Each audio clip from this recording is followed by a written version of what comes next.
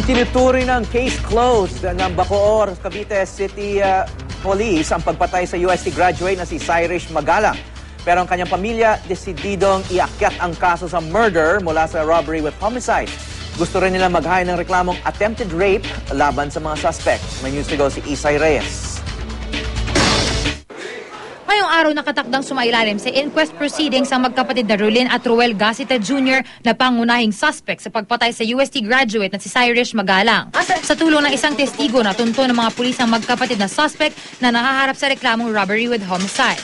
Ayon sa pulisya, matibay ang ebidensyang hawak nila dahil tugma ang salaysay ng mga saksi sa salaysay ng magkapatid na umamin sa krimen. Hinihintay pa ang resulta kung tugma ang fingerprints ng mga suspect sa na-recover na screwdriver at resulta ng kanilang drug test. Nahuli man ang mga suspect sa karumal-dumal na pagpatay kay Cyrus, di raw nito kailanman mababawasan ang sakit na nadarama ng kanyang mga magulang. Pinagsasaksak, walang kalaban-laban, pinalo pa ang ulo. Dapat din yun, buhay ang kapalit. Kung pwede lang, kami rin ang maghatol sa kanya, gumawa kung ano yung ginawa nila. Ganun kami ang gagawa rin ng kanilang ginawa. Nais din ng pamilya Magalang na iakyat sa murder ang reklamo.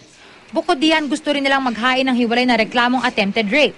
Dahil sa pag-amin ng magkapatid na suspect at positibong pagkilala sa kanila ng testigo, itinuturing ng case closed ng Bacoor City Police ang kaso ng karumal-dumal na pagpatay kay Cyrus. Isay Reyes, GMA News.